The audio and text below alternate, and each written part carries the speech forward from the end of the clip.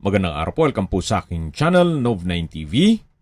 Patalasasan po, meron po ba kayong mga properties na napapabayaan or non-performing assets?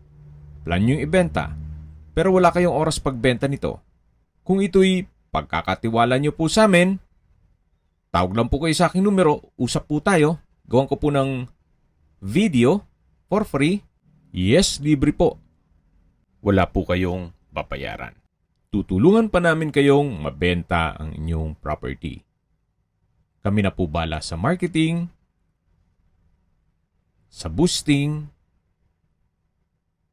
pati po sa paid advertisements, even sa tripping.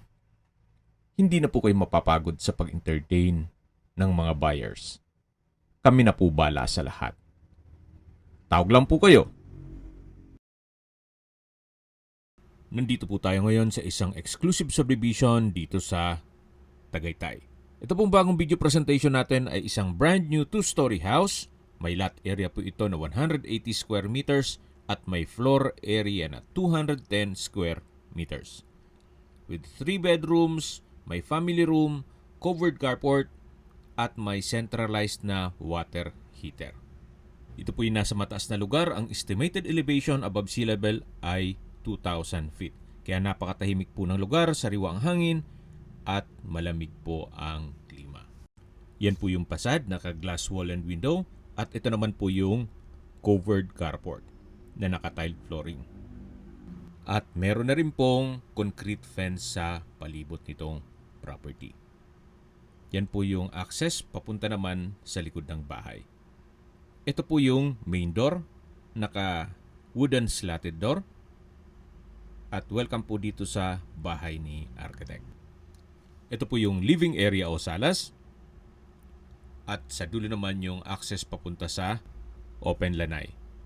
Naka-double high ceiling. Then premium tiles po ang ginamit dito sa flooring. 80 by 80 ang sukat. Yan po yung hagdan. At dito naman po yung dining area at formal kitchen. Meron pong access door na papunta naman yan sa garahe at dun sa likod ng bahay. Naka-ceiling cove design, may modern chandelier at may pin lamps. Ito po yung formal kitchen. May kitchen countertop, wall-mounted kitchen cabinet, may kitchen drawer at storage ng kitchen utensils. Mayroon din pong stainless sink with faucet, built-in na gas range with range hood at kitchen window. Dito naman po yung hagdan, naka-wooden staircase at handrail at doon naman sa dulo yung living area o salas. At kung meron man po kayong PWD or senior citizen sa pamilya, itong kwarto na to ang para sa kanila. Ito po yung unang kwarto o first bedroom. Malaki naman po ang spasyo nito. May malaking glass window. Pulido po ang pagkapintura ng ceiling at wall. May pin lamps. Then may mga outlet na rin po at may wardrobe. Meron din po itong sariling toilet and bath. Pasok po tayo, check natin. Meron pong bathroom countertop, may hand wash basin, stainless faucet, water closet with bidet. From floor to ceiling po ang tiled bathroom wall at may shower enclosure.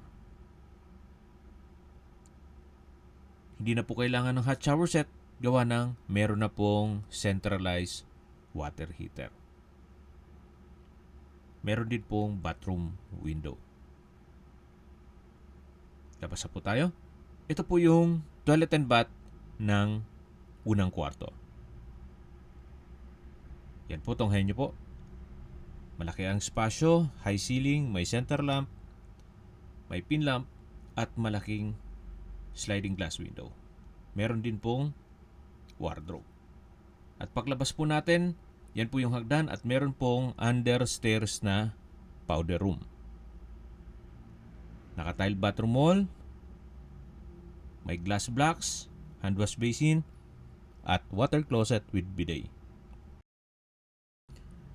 Labas po tayo. At yan naman po yung hagdan.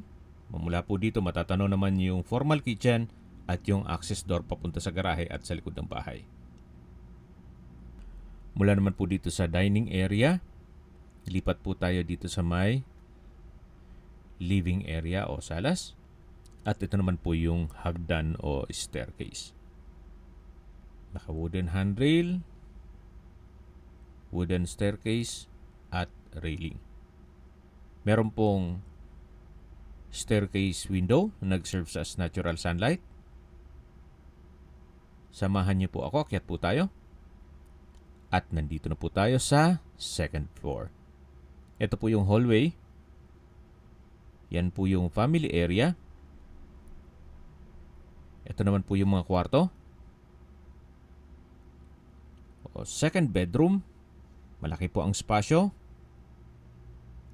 May malaking sliding glass window. Wooden design ng tile flooring. May mga outlet na rin. At meron din po itong sariling toilet and bath. Kumpleto na rin po ito. Meron pong shower enclosure, hand wash basin, wardrobe, walk-in closet, at may water closet with bidet. Meron din pong bathroom window at naka-tile bathroom wall. Centralized na rin po ang water heater. Ito po yung toilet and bath ng second bedroom, kung saan malaki naman po itong spasyo ng pangalawang kwarto.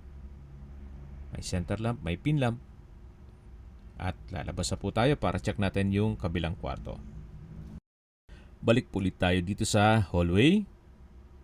Yan po yung open below. May modern chandelier. Yan yung hagdan.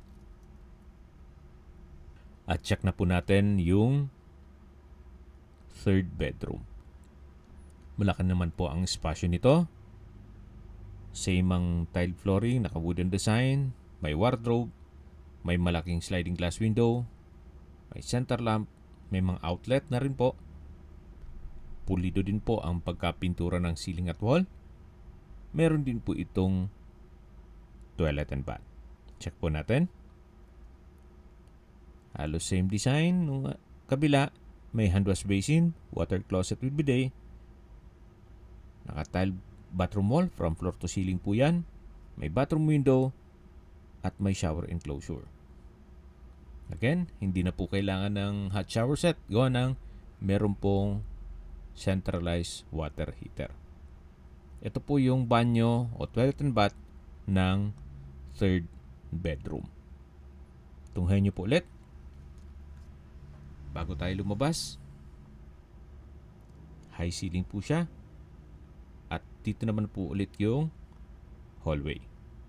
Lipat na po tayo dito sa may family room o family area. At kung sakali man po na malaking pamilya kayo, pwede naman po itong i-convert for another room na may access pa sa balkonahe. Ito pong balkonahe ay malaki naman ang spasyo.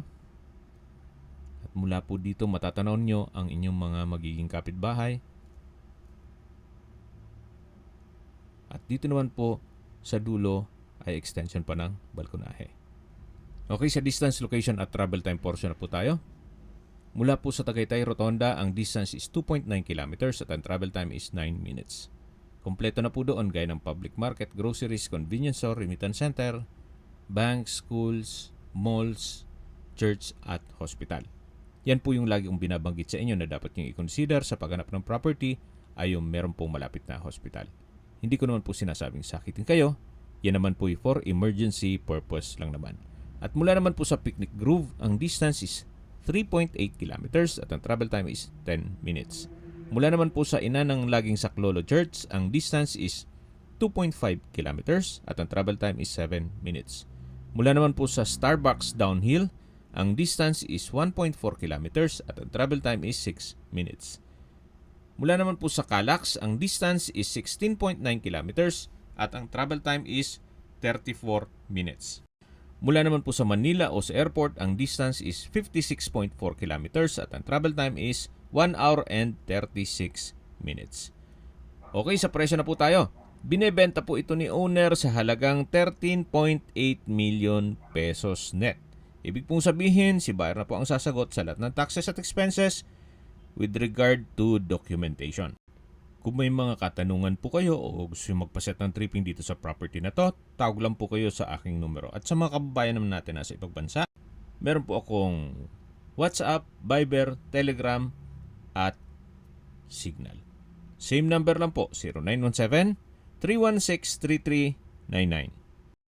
Sa mga nagtatanong naman po ng aming Facebook, meron po aming Facebook page na Nov9TV at Facebook Real Video. Meron din pong TikTok at Instagram.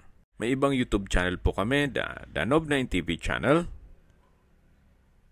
Nov9TV Listings, Nov9TV On The Spot, Nov9TV Updates, at Nov9TV House Rental. Sana po naibigyan nyo ang video presentation. Paki-like and subscribe na lang po sa aking channel para ma-update din po kayo sa aking future listings. Kung sakali po hanap nyo yung mas malaking sukat ng lupa, meron din po kami ibang listings na pwede nyong pagpilian. Huwag po kayong mag-atubiling tumawag sa amin.